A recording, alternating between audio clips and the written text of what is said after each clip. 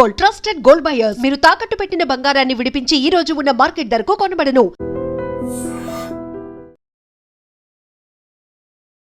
నమస్తే, welcome to I dream.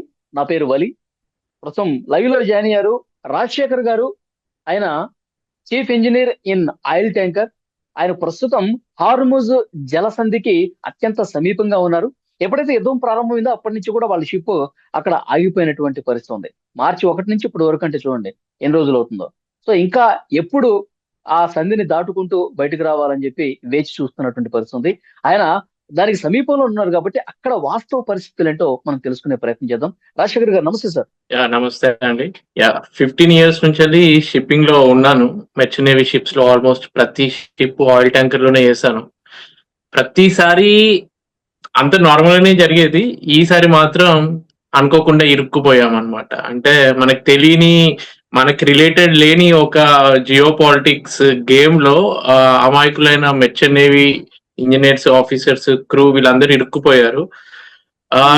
నా ఒక్క షిప్ అనే కాదు, మన ఇండియాకి సంబంధించిన చాలా షిప్స్, అంటే ఇండియన్ ఫ్లాగ్ ఉన్న షిప్స్, ఇండియన్ ఓనర్స్ ఉన్న షిప్స్ అనే కాకుండా కొన్ని వేరే ప్రైవేట్ కంపెనీస్ లో కూడా ఎంతో మంది ఇండియన్స్ వర్క్ చేస్తూ ఉంటారు. అలా వేలల్లో షిప్స్ ఇప్పుడు పర్షియన్ గల్ఫ్ లో ఉన్నాయి.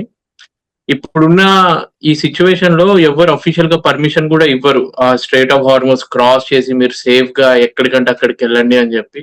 ఏవో ఎమర్జెన్సీ కేసెస్ లో మన కంట్రీకి ఉన్న ఇరాన్ తోటి గుడ్ రిలేషన్ వల్ల ఒక 2 షిప్ల, ఈ రోజు ఎల్ఎన్జి షిప్లు, ఎల్పిజి షిప్స్ 2 నందాదేవి అని చెప్పి, ఇంకొకటి శివాలిక్ అనే ఒక షిప్ ని క్రాస్ చేశారు. సో అవి 16th and 17th కి మన ఇండియాకి రీచ్ అవుతాయి. సో ఇది అన్ఎక్స్పెక్టెడ్ సిచ్యువేషన్. హోప్ఫుల్లీ తొందరగా సాల్వ్ అవ్వాలని చూస్తున్నాం. ఇప్పుడు భారత్ కి సంబంధించిన నౌకలు మెల్లమెల్లగా వదులుతున్నారు, ఇబ్బంది లేదు. మెల్లమెల్లగా అంటే 2 షిప్స్ అయితే వదిలారు ఈ రోజు. గ్యాస్ ట్యాంకర్స్, మనకి ఎల్పిజి ప్రాబ్లం ఉందని చెప్పి. ఇంకా క్రూడ్ ట్యాంకర్స్ కూడా 2 షిప్స్ వచ్చాయి, స్ట్రైట్ ఆఫ్ హార్మోస్ ని క్రాస్ అయ్యాయి. ఇవి ఎలా ఉంటాయంటే కొందరు రిస్క్ చేసి వచ్చే వాళ్ళు కొందరు ఉంటారు, కొందరు అఫీషియల్ గా పర్మిషన్ తీసుకుని వచ్చే వాళ్ళు ఉంటారు. రిస్క్ చేసుకొని రావడం అంటే వాళ్ళ కంపెనీ ప్రెజర్ పెట్టుద్ది, మీరు అంతా కమ్యూనికేషన్ అంతా ఆఫ్ చేసుకొని డార్క్ మోడ్ లో అది క్రాస్ చేయండి అని చెప్తుంది. అలా చేయడం రిస్క్.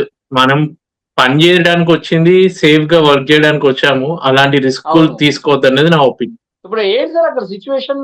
ఇప్పుడు ఇజ్రాయెల్, అమెరికా నుంచి పెద్ద ఎత్తున దాడులు జరుగుతున్నాయి. ఇరాన్ కూడా అదే స్థాయిలో దాడి చేస్తుంది. హర్ముజ్ ను మూసేస్తాం, ఏ నౌక వచ్చినా సరే కింద సీ మైన్స్ పెట్టి లేపేస్తాం, ఇలాంటి ప్రకటనలు చూస్తున్నా చాలా భయంగా అనిపిస్తుంది. మీరు అక్కడే ఉన్నారు కాబట్టి ఏంటి ఆ యుద్ధం తాలూకు ఆ పేలులు కావచ్చు, ఆ శబ్దాలు కావచ్చు మీకు కనిపిస్తున్నాయా, వినిపిస్తున్నాయా? యాక్చువల్ గా మేము దుబాయ్ కి అవుటర్ యాంకరేజ్ లో ఉన్నాము. సో అవుటర్ యాంకరేజ్ కి మాకు లెఫ్ట్ సైడ్ లో ఇరాన్ కి సంబంధించిన ఒక ఐలాండ్ కనిపిస్తుంది, ఇంకో సైడ్ ఏమో దుబాయ్ ఉంది. సో ఆబ్వియస్ గా వీళ్ళు ఏం చేస్తున్నారంటే, అమెరికా వాళ్ళు వాళ్ళకి సంబంధించిన మేబీ దేర్ నేవీకి సంబంధించిన షిప్ అరేబియన్ సీలో పెట్టుంటారు, అబ్రహాం లింకన్ ని, ఎయిర్ క్రాఫ్ట్ క్యారియర్ ని. అక్కడ నుంచి కానీ ఏదైనా ఒక వాళ్ళ ఎన్నో స్థావరాలు ఉంటాయి అమెరికాకు సంబంధించినవి కూడా యుఏఈ గల్ఫ్ కంట్రీస్ లో, అక్కడ నుంచి వాళ్ళు అటాక్ చేస్తున్నారు ఇరాన్ మీద. డామినేషన్ అయితే ఈ అమెరికా, ఇజ్రాయెల్ వాళ్ళదే ఎక్కువ ఉంది. ఐ మీన్ మిజైల్స్ వేయడము, డ్రోన్స్ తోటి చేయడము అవన్నీ జరుగుతున్నాయి. ఇరాన్ ఏమో అది మరీ సైలెంట్ గా ఏమి ఉండట్లేదు. తాను ఏం చేస్తుందంటే చూస్తుంది, ఒక స్ట్రాటజీ తోటి అది ప్లే చేస్తుంది. ఒక కంట్రీ ఒక 2 weeks నుంచి ఒక ఇట్లాంటి యుద్ధాన్ని తట్టుకొని ఉండడమే గ్రేట్. ఎందుకంటే వాళ్ళ మెయిన్ లీడరే చనిపోయి, ఒక పెద్ద పెద్ద అఫీషియల్స్ చనిపోయిన తర్వాత కూడా ఒక బ్యాకప్ టీమ్ తోటి ఇప్పటి వరకు వాళ్ళు ఉండడం అన్నది గ్రేట్. సో నేను షిప్ లో మాకు సరిగ్గా నిద్రపోవడానికి కూడా అప్పుడప్పుడు ఈ ఉలిక్కి పడి సడన్ గా ఒకేసారి షిప్ వైబ్రేట్ అయిపోతుంది, ఆ సౌండ్స్ వస్తున్నాయి. ఎక్కడో ఒక 50 kilometers దూరంలో ఉన్న ఐలాండ్ లో మిజైల్ పడితే వచ్చే ఆ వెలుతురు ఉంటుంది కదా, అవన్నీ చూసి ఒకప్పుడు దీపావళి టైంలో మనకి ఏదో సరదా అనిపించేది, ఇప్పుడు అలాంటి ఒక రియల్ లైఫ్ లో ఇట్లాంటి మిజైల్స్ అవన్నీ విని కొంచెం భయంగానే ఉంటుంది, కానీ భయపడుతూ ఉండలేం కాబట్టి యాక్సెప్ట్ చేస్తున్నాను. నేను అనుకోవటం మీకు అసలు రాత్రిపూట నిద్ర కూడా సరిగా పట్టదు అనుకుంటా. ఎందుకంటే ఆ శబ్దాలకి, ఆ సౌండ్లకి, ఆ వెలుతురుకి ఏమొచ్చి మీ షిప్ మీద పడతామని చెప్పి ఆ భయం ఉంటుంది కదా జనరల్ గా. నిన్న యాక్చువల్ గా నైట్ 3:30కి అలా ఒక డ్రోన్ మా షిప్ మీద నుంచి వెళ్ళింది. ఆ డ్రోన్ మై గాడ్. కి ఇంకొకరు ఎవరో ఒక ఫైటర్ జెట్ తోటి ఇంటర్సెప్టర్ ని పంపారనమాట. సో దాన్ని పేల్చిండు. అది జస్ట్ 200 మీటర్స్ దూరంలో పడ్డది.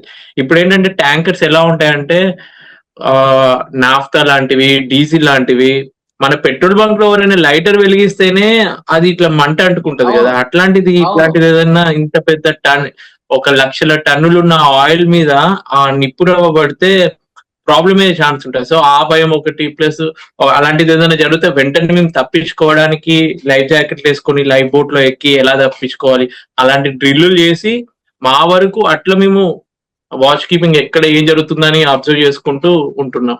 ఉమ్, ఉమ్. సరే, ఇప్పుడు మార్చి 1 నుంచి మీరు ఈ రోజు వరకు కూడా సేమ్ ప్లేస్ లోనే ఉన్నారా? ఎక్కడైతే ఆగారో అదే ప్లేస్ లో ఉండిపోయారా? కదలట్లేదా? అవును. అంటే మాకు పోర్ట్ పర్మిషన్స్ ఇప్పుడు మేము ఇరాక్ నుంచి వచ్చాము. దుబాయ్ లో డిశ్చార్జింగ్ చేయాలి. కాకపోతే దుబాయ్ సైడ్ లో ఏవైతే ఉన్నాయో అన్ని పోర్ట్స్ టెంపరీగా క్లోజ్ చేశారు. ఎందుకంటే ఇప్పుడున్న కండిషన్ లో ఏదో ఆపరేట్ చేసినా అటు ఇరాన్ వాళ్ళు ఆ టెర్మినల్స్ ని పేల్ చేస్తున్నారు. సో సేఫ్టీ కోసం వాళ్ళు క్లోజ్ చేశారు. అవి ఎప్పుడైతే ఉమ్, యుద్ధం అయిపోయి నార్మల్ అవుతుందో అప్పుడు మాకు పర్మిషన్స్ వచ్చిన తర్వాత మెల్లమెల్లగా ఒక్కొక్కటి పోర్ట్ కి వెళ్తది. అది కూడా ఒకవేళ యుద్ధం ఈ రోజు ఆగిపోయినా కానీ వెంటనే ఆపరేషన్స్ అన్ని నార్మల్ అవ్వవు. ఒక ఉమ్. 1-2 మంత్స్ అయితే మినిమం పట్టుద్ది. అంటే మళ్ళీ ఒకప్పట్లాగా షిప్పింగ్ లో అన్ని మామూలుగా జరగడానికి. కానీ ఇప్పట్లో ఆగేలైతే కనిపించట్లేదు సార్. ఎందుకంటే వాళ్ళు రెండు దేశాలు చర్చించుకోవాలి, మాట్లాడుకోవాలి, యుద్ధం విరమింపజేస్తున్నాం అని చెప్పాలి. దీనికి ఇంకా చాలా టైం పట్టే అవకాశం ఉంది. మళ్ళీ టైం పట్టిన తర్వాత ఇంకా ఇది ఆగకపోతే ఆగిపో మీరు అన్నట్టు. ఇది ఆగిపోవాలంటే ఓన్లీ అమెరికా చేతుల్లోనే ఉంది. ఇరాన్ ఎట్లా 3 కండిషన్లు పెట్టింది. అవి సాధ్యం కాని కండిషన్స్ పెట్టింది.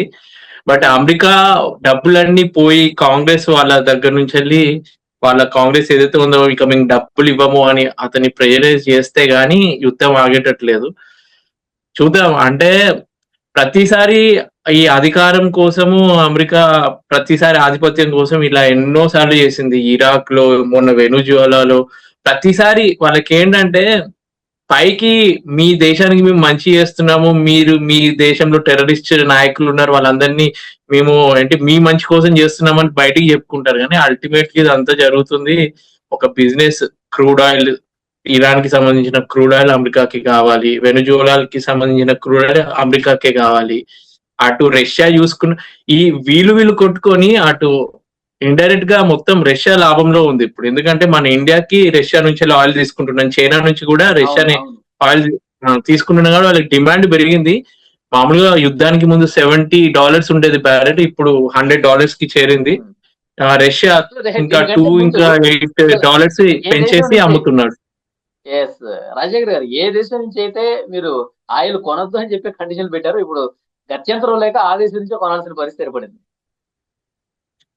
ప్లస్ ఇంకొకటి ఏంటంటే ఎంతసేపు మన జనాలు కూడా ఎంత లాస్ వస్తుంది, మనకి ఎల్పిజి దొరకట్లేదు, క్రూడ్ ఆయిల్, పెట్రోల్, డీజిల్ రేట్లు పెరుగుతాయేమో అన్న భయంతో ఉన్నారు. కానీ అసలు ఇప్పుడు మన బాడీకి హార్ట్ వల్లనే మొత్తం బ్లడ్ సర్క్యులేషన్ అవుతుంది కదా. సో హార్ట్ లో ఒకవేళ బ్లాక్ వస్తే, హార్ట్ స్ట్రోక్ వస్తే అప్పుడు డాక్టర్ దగ్గర తీసుకెళ్తారు. అప్పుడు ఎమర్జెన్సీ సిచ్యువేషన్. ఇదైతే స్ట్రేట్ ఆఫ్ హార్మోన్స్ అన్నది కూడా ఒక బ్లాక్ టైప్. ఇది ఇక్కడ బ్లాక్ అయింది కాబట్టి ట్రేడ్ అంతా ఆగిపోతుంది. ఇప్పుడు జనాలు అందరూ రియలైజ్ అవుతున్నారు, ఓకే షిప్పింగ్ అంటే ఇంత ఇంపార్టెంటా అని చెప్పి. ప్రపంచంలో 90% ట్రేడ్ అవును, అవును. మాతోటి, మెర్చెంట్ నేవీ తోటే అవుతుంది కదా.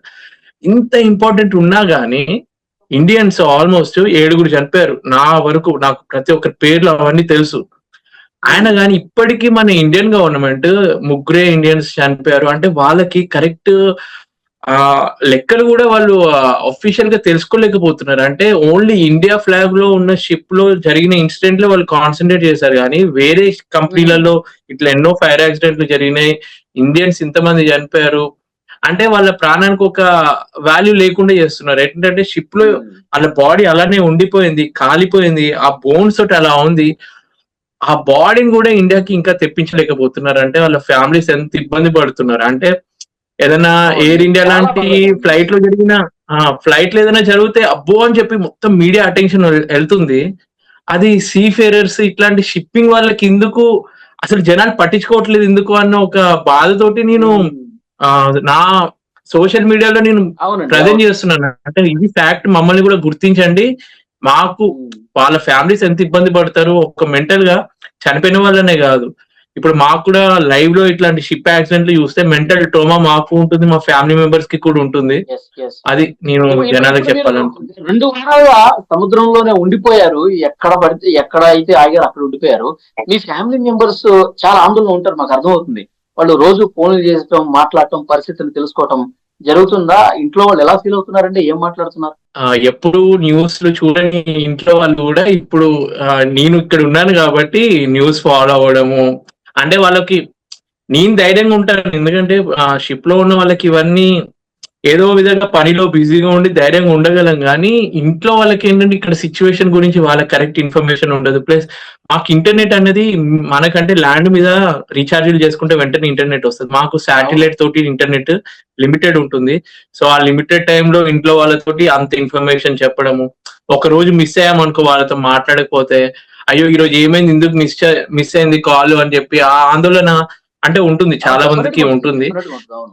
మీరే ధైర్యం చెప్తున్నారు అనుకుంటా బహుశా. వాళ్ళు మాకు ధైర్యం చెప్పడం కన్నా మేమే వాళ్ళకి ధైర్యం చెప్పాల్సిన పరిస్థితి, ఎందుకంటే ఇంటి పెద్దవాళ్ళే ఇక ఫ్యామిలీకి ధైర్యం చెప్పాలి కాబట్టి. ప్లస్ నా ఇంటెన్షన్ ఒక్కొక్కరిని ప్యానిక్ చేయాలి, షిప్ల వల్ల ఇంత లాస్ అవుతుంది అది అవుతుంది, అది ఇంటెన్షన్ కాదు. మనల్ని కూడా ఇప్పుడు ఎల్పిజి తక్కువైపోయింది అని చెప్పి ఒక్కొక్కరు వెల్ ఎడ్యుకేటెడ్ ఫ్యామిలీస్ కూడా ఒక్క సిలిండర్ కాకుండా 2-3 సిలిండర్లు ఒకేసారి బుక్ చేసుకొని దానికి అనవసరంగా డిమాండ్ పెంచేసి వేరే వాళ్ళకి ఇబ్బంది గురి చేస్తున్నారు.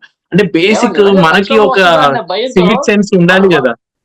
భయంతో బుక్ చేసేస్తున్నారు, అసలు అంత ప్రాబ్లం లేదని చెప్పి గవర్నమెంట్ చెప్తున్నా సరే ముందు ఎవరిలో వాళ్ళు చూసుకోవాలి కదా అని చెప్పి వెంటనే బుకింగ్ మీద బుకింగ్ చేయడం వల్ల క్రాష్ అయిపోతుంది, ఇబ్బంది. సో నా ఇంటెన్షన్ ఒకటే, గవర్నమెంట్ అఫీషియల్స్ కూడా జస్ట్ ఇండియన్ ఫ్లాగ్ ఉన్న షిప్స్ అనే కాకుండా ఎన్నో ఇప్పుడు ఆల్మోస్ట్ 3000 షిప్స్ వరకు పర్షియన్ గల్ఫ్ లో ఉన్నాయి. ప్రతి ఒక్క షిప్ లో మాక్సిమం ఇండియన్ ఉంటారు, ఎందుకంటే ఇండియన్స్ ఫిలిపినోస్ అన్నది ప్రతి మెర్చెంట్ నేవీ షిప్ లో మాక్సిమం ఉంటారు. సో మీ డేటా అంతా కలెక్ట్ చేసుకొని ఎప్పుడు ఎలా ఉంది పరిస్థితి, ఏదైనా షిప్ కి ఏదైనా జరిగితే మీ సైడ్ నుంచి వెళ్ళి మీరు ఎంత క్విక్ గా యాక్షన్ తీసుకుంటే వాళ్ళకి అంత మంచిది. మొన్న ఒక ఇన్సిడెంట్ నా కళ్ళ ముందు షిప్పులను మాత్రమే పరిగణలోకి తీసుకోకుండా ఈ భారతీయ షిప్, భారతీయ జెండా ఉన్నటువంటి షిప్పే కాకుండా అసలు ఇప్పుడు హర్ముజ్ జలసంధి దగ్గర భారతీయులు ఏ షిప్పుల్లో ఎంతమంది ఉన్నారు, అది ఇంపార్టెంట్. ఆ డేటాను కూడా వాళ్ళు సేకరించి, ఎందుకంటే మాలాంటి వాళ్ళు మేము ఒక ఇండివిజువల్ షిప్ లో ఉన్నాం, మేము అంతా చేయడం మా పని కాదు, అది గవర్నమెంట్ అఫీషియల్స్ కి అన్ని ఐడియా ఉంటుంది ఏ షిప్లు ఉన్నాయని చెప్పి వాళ్ళు డేటా కలెక్ట్ చేసి వాళ్ళ సేఫ్టీ కోసం కొంచెం ప్రికాషన్ తీసుకుంటే బాగుంటుంది. ఇప్పుడు కరెక్ట్ గా హర్మూజ్ జలసంధికి మీకు ఎన్ని కిలోమీటర్లు అన్నారు? ఒక 50 కిలోమీటర్స్ ఉంటుంది. 50 ఉంటుంది మేమున్న ప్లేస్. మొత్తం మీ చుట్టూ ఎన్ని షిప్లు ఉన్నాయి సార్?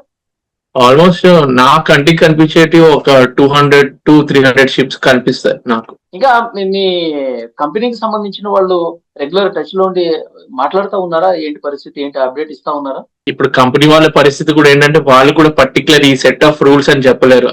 మామూలుగా ఏదైనా చిన్న యాక్సిడెంట్ జరిగితే, ఫైర్ యాక్సిడెంట్ జరిగితే, ఫ్లడ్డింగ్ జరిగితే, ఎట్లాంటి ఎమర్జెన్సీ సిచ్యువేషన్ లో ఎలా తప్పించుకోవాలన్నదే వాళ్ళకి మాకు ఉంటుంది ప్రొసీజర్. కానీ మిజైల్ వచ్చి అటాక్ చేస్తే, డ్రోన్లు వచ్చి పడితే ఏం చేయాలో అన్నది అది ఇవన్నీ మాకు బియాండ్ అన్నమాట. సో మా పని జస్ట్ మంచిగా అబ్జర్వ్ చేస్తూ అలర్ట్ గా ఉండి ఏదైనా జరిగితే వెంటనే తప్పించుకోవాలి అంతే. ఓకే, అంటే షిప్ లో ఏమైనా అయితే ఎలా తప్పించుకోవాలన్నది కూడా మీకు ఆల్రెడీ ట్రైన్ చేసి ఉంటారు. అవి ట్రైన్ చేస్తాం. కాకపోతే అప్పుడప్పుడు ఫైర్ యాక్సిడెంట్స్ ఎలా ఉంటాయంటే తప్పించుకోవడానికి కూడా వీల్లేని పరిస్థితులు కొన్ని ఉంటాయి. ఒక్కసారి పెద్ద ఫైర్ వస్తే. చాలా మంచి ఇన్ఫర్మేషన్ ఇచ్చారు రాజశేఖర్ గారు. మీరు సేఫ్ గా ఇండియాకి రావాలి, చాలా త్వరగా రావాలి, యుద్ధం కూడా త్వరగా ముగింపు దశకు రావాలి, చర్చలన్నీ కూడా సఫలం అవ్వాలి, సేఫ్ గా రావాలని కోరుకుంటున్నా. Thank you very much. Thank you అండి. And for more videos, please subscribe to iDream. Please subscribe to iDream. Please subscribe iDream. And please subscribe to iDream. For more videos, subscribe to iDream. please like, share and subscribe to the channel. Congratulations, iDream. Subscribe to iDream. Subscribe to iDream. So subscribe to iDream Media. iDream ki iDream team andarki huge congratulations. Please subscribe iDream Media. Please subscribe to iDream. Subscribe iDream. Please subscribe to iDream. iDream అంటే నా కళల ఛానల్ను subscribe చేసుకున్న నోరు తిరుగుతలేదు, మీరైతే గంట గుర్తు కొట్టండి. For more such videos, please subscribe to iDream. Subscribe to iDream. Please subscribe to iDream. Please subscribe iDream Media. Please do subscribe to iDream. Please subscribe to iDream Media. For best entertainment and information, please subscribe iDream. And don't forget to subscribe to iDream.